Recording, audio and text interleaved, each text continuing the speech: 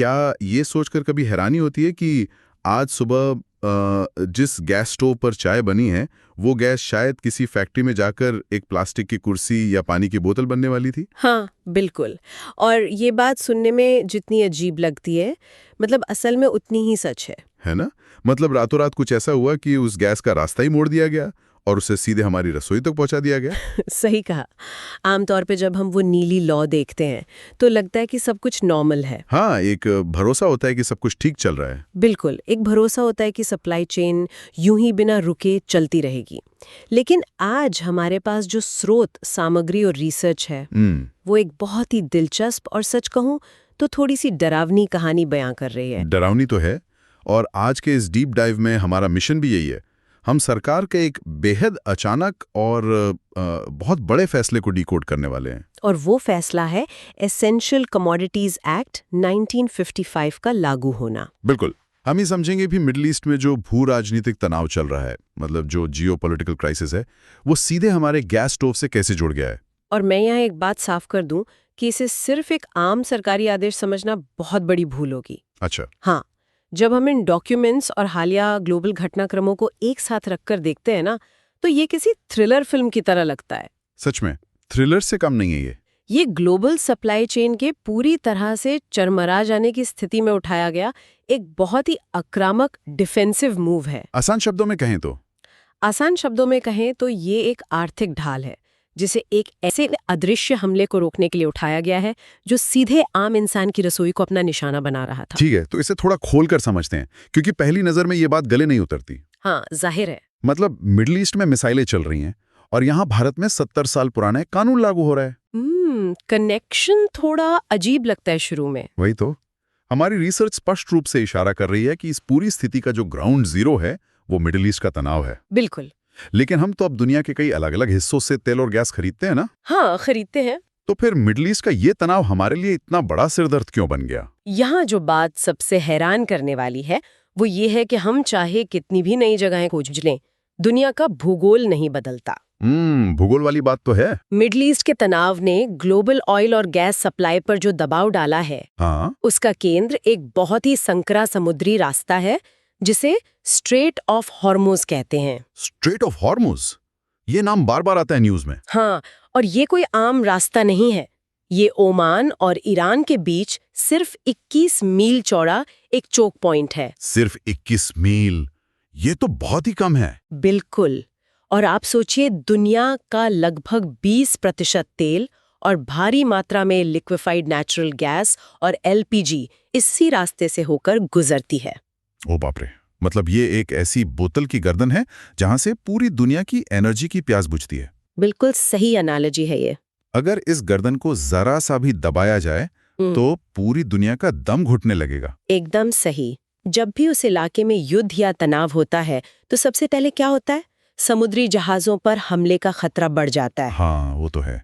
इसके कारण जहाजों का इंश्योरेंस, जिसे वॉर रिस्क प्रीमियम कहते हैं, वो आसमान छूने लगता है। अच्छा, वॉर रिस्क प्रीमियम, मतलब खर्चे एकदम से बढ़ जाते होंगे। बहुत ज्यादा। और कई जहाज ऑपरेटर्स तो उस रास्ते से जाने से ही मना कर देते हैं। तो फिर वो जाते कहाँ से हैं? उन्हें अफ्रीका का पूरा चक्कर लगा कर आना पड़ता है। अरे बाप रे, उसमें तो बहुत समय लगता होगा। हाँ, इससे सप्लाई में हफ्तों की देरी होती है और ट्रांसपोर्टेशन का खर्च कई गुना बढ़ जाता है। और भारत के लिए ये समस्या इसलिए बड़ी है क्योंकि हम अपनी एलपीजी की खपत का लगभग 60% हिस्सा आयात करते हैं। बिल्कुल, 60% एक बहुत बड़ा नंबर है। इसलिए जब ग्लोबल मार्केट में थोड़ी सी भी हलचल होती है तो हमारे यहाँ सप्लाई में कमी और कीमतों में आग लगने का सीधा खतरा पैदा हो जाता है। हाँ, और यही वो ट्रिगर था जिसने सरकार को अलर्ट कर दिया। ये पूरा मामला तो एक क्लासिक डिटेक्टिव स्टोरी जैसा लग रहा है। बिल्कुल। पहला सुराख, स्ट्रेट ऑफ हॉर्मुज में रुकावट। हाँ। दूसरा सुराख, सप्लाई चेन में देरी और ईंधन की कमी का डर।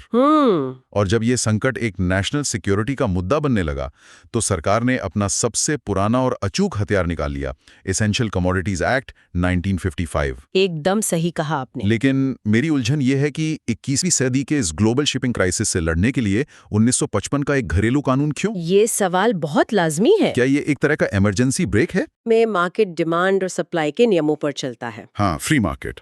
बिल्कुल। लेकिन जब ग्लोबल क्राइसिस आता है तो फ्री मार्केट के नियम फेल हो सकते हैं। पैनिक की वजह से? हाँ, ये कानून सरकार को अधिकार देता है कि वो किसी भी जरूरी वस्तु के प्रोडक्शन, सप्लाई और डिस्ट्रीब्यूशन को अपने हाथ में ले सके। ओह, मतलब सीधा कंट्रोल। बिल्कुल।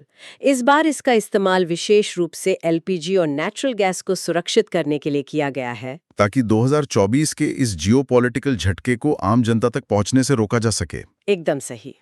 तो इस सब का असल में ग्राउंड पर मतलब क्या है? क्या सरकार को ये डर था कि देश में सच में गैस खत्म हो जाएगी? ये डर तो हमेशा रहता है जब सप्लाई लाइन कटने का खतरा हो। क्योंकि हमारे पास तो रिफाइनरियां हैं, अपना रिजर्व भी है।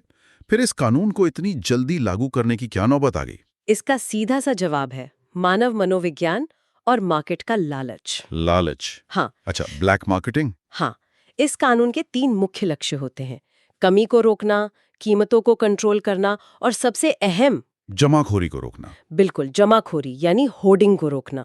हम्म। जब भी मार्केट में ये खबर फैलती है कि कोई चीज कम पड़ने वाली है, तो बड़े सप्लायर्स या डीलर्स उस माल को डंप करने लगते हैं। मतलब वो गोदामों में भर कर रख लेते हैं ताकि बाद में महंगे दाम पर बेच सकें। हाँ, जिसे हम एक आर्टिफिशियल शॉर्टेज या बनावटी कमी कहते हैं। सही बात है। माल देश में होता है लेकिन मार्केट में नहीं। बिल्कुल सही। और गैस जैसी चीज जो जीवन के लिए इतनी बुनियादी है, हाँ, उसके बिना तो काम ही नहीं चलेगा।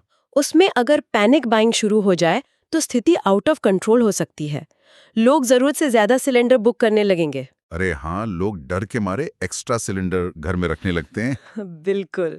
ये कानून इसी पैनिक को रोकने की गारंटी है। ये सप्लायर्स को एक कड़ा संदेश देता है कि अगर गैस की जमाखोरी की गई तो कानूनी कार्रवाई होगी।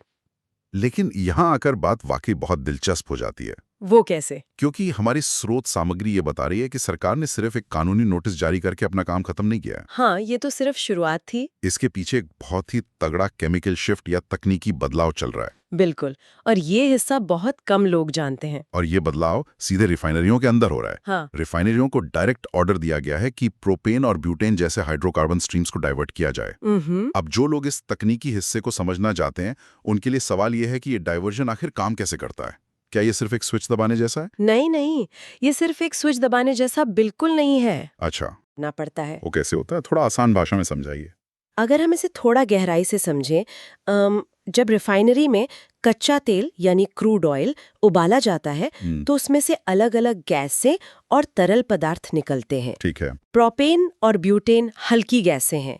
सामान्य कमर्शियल प्रोसेस में रिफाइनरियों के लिए इन गैसों को क्रैकर नाम के एक विशाल प्लांट में भेजना ज्यादा फायदेमंद होता है। ये क्रैकर वही प्लांट है ना जहां इन गैसों के मॉलिक्यूल्स को तोड़ा जाता है? हाँ, बिल्कुल वही। हाई टेम्परेचर और प्रेशर का इस्तेमाल करके प्रोपेन और ब्यूटेन के रासायनिक बंधनों मतलब केमिकल बॉन्ड्स को तोड़ा जाता है। अच्छा। ताकि एथिलीन और प्रोपीलीन जैसे पेट्रोकेमिकल्स बनाए जा सकें। और ये पेट्रोकेमिकल्स वही केमिकल्स हैं जिनसे दुनिया भर का प्लास्टिक, सिंथेटिक रबर और कार के पार्ट्स बनते हैं। एकदम सही। पेट्रोकेमिकल इंडस्ट्री इन गैसों के लिए बहुत अच्छी कीमत चुकाती है रिफाइनरियों को। तो इसका मतलब है कि सामान्य दिनों में कच्चे तेल से निकलने वाली ये कीमती गैस हमारी कारों के डैशबोर्ड, हमारे फोन के कवर या पानी की बोतलों का रूप ले रही थी। सटीक रूप से यही होता है नॉर्मल दिनों में। लेकिन इसेंशियल कमोडिटीज एक्ट लागू होने के बाद क्या हुआ? एक्ट लागू होने के बाद सरकार ने रिफाइनरीज से कहा कि इस क्रैकर प्लांट की सप्लाई लाइन को काट दिया जाए। ओह। इन गैसों को पेट्रोकेमिकल्स बनाने के लिए नहीं भेजा जाएगा। तो फिर इन्हें कहाँ भेजा जा रहा है? इसके बजाय प्रोपेन और ब्यूटेन को लिक्विफाई करके यानी दबाव डालकर तरल बनाकर सीधे एलपीजी सिलेंडरों में भरा जाएगा। लेकिन रुकिए, ये तो एक बहुत बड़ा दांव है। बिल्कुल, ये कोई छोटा फैसला नहीं है। अगर हम इसे बड़ी तस्वीर से जोड़कर देखें तो हम असल में क्या कर रहे हैं? हम अपनी पेट्रोकेमिकल इंडस्ट्री का कच्चा माल छीनकर उसे चूल्हे में जला रहे हैं। हाँ, तकनीकी रूप से देखा जाए तो यही हो रहा है। अगर हम सारा प्रोपेन और ब्यूटेन रसोई गैस में झोंक देंगे तो क्या हमारी इंडस्ट्रीज ठप नहीं हो जाएंगी? ये बहुत ही वाजिब सवाल है। क्या इससे मार्केट में प्लास्टिक या उससे जुड़े अनगिनत सामानों की कमी नहीं आ जाएगी? ये तो एक संकट से बचने के लिए दूसरा संकट पैदा करने वाली बात हुई।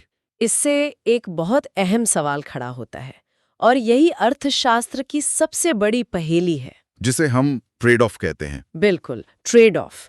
जब संसाधन सीमित हो जाते हैं तो आपको चुनना पड़ता है कि क्या ज्यादा जरूरी है। हाँ, प्रायोरिटी सेट करनी पड़ती है। क्या हम प्लास्टिक के खिलौने और इंडस्ट्रियल सामान बनाना जारी रखें या हम ये सुनिश्चित करें कि देश के करोड़ों घरों में खाना बनता रहे। जाहिर सी बात है, खाना बनना ज्यादा जरूरी है। सरकार ने स्पष्ट कर दिया है कि कुकिंग गैस को पेट्रोकेमिकल्स के ऊपर प्राथमिकता दी जाएगी। यानी इंडस्ट्री को ये कड़वा घूंट पीना ही पड़ेगा। हाँ, लेकिन इसका मतलब ये नहीं है कि इंडस्ट्री पूरी तरह ठप हो जाएगी। तो फिर क्या होगा इंडस्ट्री का? इसका मतलब ये है कि इंडस्ट्रियल सेक्टर्स को गैस की सप्लाई में कटौती का सामना करना पड़ेगा। उन्हें या तो अपना प्रोडक्शन थोड़ा धीमा करना होगा या फिर अंतर्राष्ट्रीय बाजार से महंगे दाम पर कच्चा माल खरीदना होगा, जिसका असर ये हो सकता है कि भविष्य में कुछ प्लास्टिक या इंडस्ट्रियल प्रोडक्ट्स थोड़े महंगे हो जाएं। हाँ, महंगाई का थोड़ा असर दिख सकता है। लेकिन ये एक ऐसी कीमत है जो देश सामाजिक स्थिरता बनाए रखने के लिए चुकाने को तैयार है। बिल्कुल सही बात है। पेट्रोकेमिकल उत्पादों की कमी को कुछ समय के लिए बर्दाश्त किया जा सकता है। हाँ, बिना प्लास्टिक के हम रह सकते हैं कुछ दिन। लेकिन अगर घरों में खाना पकाने के लिए गैस नहीं होगी तो वो रातों रात एक सीधा मानवीय और राजनीतिक संकट बन जाएगा। ये वाकई आंखें खोलने वाला है। सरकार ने एक तरह से कारखानों की रफ्तार धीमी करके रसोई की आग को बुझने से बचाया है। बहुत ही खूबसूरती से समेटा आपने इसे। हमारी रिसर्च के दस्तावेजों के अनुसार इस नए नियम के तहत घरेलू एलपीजी, पीएनजी मतलब पाइप नेचुरल गैस और सीएनजी को टॉप प्रायोरिटी या सर्वोच्च प्राथमिकता पर रखा गया है। हाँ, यही सबसे जरूरी पॉइंट है। इसका सीधा सा फायदा यह है कि ग्लोबल सप्लाई की स्थिति चाहे जितनी भी खराब हो जाए, स्ट्रेट ऑफ हॉर्मुज में चाहे जितने भी जहाज रोक लिए जाएं, भारत के हर घर में गैस की निरंतर सप्लाई बनी रहेगी। बिल्कुल, कोई कमी नहीं होगी और कीमतें भी कंट्रोल में रहेंगी। बिल्कुल। तो इस पूरी जियोपॉलिटिकल चेस गेम में अगर कोई साफ विनर है तो वो आम इंसान की रसोई है। और ये देखना बहुत दिलचस्प है कि कैसे ये पूरा सिस्टम काम करता है। हाँ, मतलब पर्दे के पीछे कितनी चीजें चल रही होती हैं। मुश्किल समय में नीति निर्माताओं को हमेशा दो जरूरी चीजों के बीच एक कड़ा चुनाव करना पड़ता है। एक तरफ घरों की जरूरतें हैं, डोमेस्टिक नीड्स, हाँ, और दूसरी तरफ कारखानों की औद्योगिक जरूरतें हैं, इंडस्ट्रियल नीड्स, और दोनों ही देश की अर्थव्यवस्था के लिए अहम है। बिल्कुल अहम है। लेकिन जब संकट जीवन की बुनियादी जरूरतों पर आ जाए तो अर्थशास्त्र के सारे नियम किनारे रख दिए जाते हैं। हाँ, तब सर्वाइवल सबसे ऊपर आ जाता है। प्राथमिकता का पहिया घूमता है और पूरी मशीनरी सिर्फ एक लक्ष्य पर फोकस करती है कि जीवन चलता रहे। तो अगर हम इस पूरी डीप डाइव चर्चा के पन्नों को एक साथ समेटें, तो जो तस्वीर उभरती है वो किसी हॉलीवुड थ्रिलर से कम नहीं है। बिल्कुल नहीं। मिडिल ईस्ट में एक क्राइसिस शुरू होता है, स्ट्रेट ऑफ हॉर्मुज के पास शिपिंग राउट्स में रुकावट आती है, हाँ, ग्लोबल गैस सप्लाई चेन लड़खड़ाने लगती है और इंश्योरेंस के दाम आसमान छूने लगते हैं। और उस ग्लोबल झटके के भारत की सीमाओं में प्रवेश करने से ठीक पहले सरकार एसेंशियल कमोडिटीज एक्ट 1955 के रूप में एक मजबूत कानूनी ढाल खड़ी कर देती है। और ये सिर्फ एक कानूनी ढाल नहीं है, बल्कि एक ग्राउंड लेवल तकनीकी रणनीति भी है। बिल्कुल, रिफाइनरियों के अंदर एक विशाल केमिकल शिफ्ट किया जाता है। प्रोपेन और ब्यूटेन, जो कल तक प्लास्टिक इंडस्ट्री की जान हुआ करते थे, उनका रास्ता मोड़ दिया जाता है। हाँ, रिफाइनरियों के क्रैकर प्लांट्स को बाईपास करके उस गैस को सीधे हमारी रसोई के लिए एलपीजी में बदल दिया जाता है। एक ऐसा कदम जिसने सुनिश्चित किया कि घरेलू गैस की सप्लाई बिना रुके चलती रहे, भले ही उद्योगों को थोड़ी परेशानी क्यों ना झेलनी पड़े। इस पूरे घटनाक्रम में जो बात सबसे ज्यादा ध्यान देने योग्य है वो है प्रोएक्टिव पॉलिसी मेकिंग। प्रोएक्टिव, हाँ, मतलब संकट के आने से पहले ही तैयारी। बिल्कुल, संकट के दरवाजा खटखटाने का इंतजार नहीं किया गया। अगर स्थिति बिगड़ने का इंतजार किया जाता तो शायद ब्लैक मार्केटिंग और पैनिक बाइंग को रोकना नामुमकिन हो जाता। सही बात है, फिर तो लोग दुकानों पे लाइन लगा लेते। ये इस बात का बेहतरीन उदाहरण है कि कैसे सही समय पर लिए गए तकनीकी और कानूनी फैसलों से ग्लोबल झटकों को आम जनता तक पहुंचने से पहले ही न्यूट्रलाइज किया जा सकता है। ये विश्लेषण निश्चित रूप से सोचने का एक बिल्कुल नया नजरिया देता है। हाँ, आज तो बात कुकिंग गैस की थी, जिसे सरकार ने एक 70 साल पुराने कानून और रिफाइनरी के अंदर एक बड़े तकनीकी बदलाव से सुरक्षित कर लिया। बिल्कुल। लेकिन ये चर्चा हमें एक बहुत ही गहरे विचार के साथ छोड़ जाती है। वो क्या? हमारी दुनिया आज एक दूसरे से इतनी गहराई से और इतने जटिल तरीके से जुड़ी हुई है कि किसी अनजान देश में किसी संकरे समुद्री रास्ते के बंद होने से हमारे अपने घर का चूल्हा खतरे में पड़ सकता है। ये बात तो है, सब कुछ आपस में कनेक्टेड है। आज जिस गैस को हम एक बुनियादी अधिकार मानकर चलते हैं, वो वास्तव में ग्लोबल जियोपॉलिटिक्स, इंटरनेशनल शिपिंग और कॉम्प्लेक्स केमिस्ट्री के एक बहुत ही नाजुक जाल पर टिकी है। बहुत ही नाजुक जाल है, बिल्कुल सही कहा। ये सच में एक बहुत गहरा विचार है। आज तो हमने एक पुरानी ढाल से इस झटके को रोक लिया, लेकिन क्या भविष्य में आने वाले ऐसे और भी बड़े ग्लोबल झटकों के लिए हमारी व्यवस्थाएं पूरी तरह तैयार हैं? ये एक ऐसा सवाल है जिसे हम सबको अपने जहन में सुलगाए रखना चाहिए।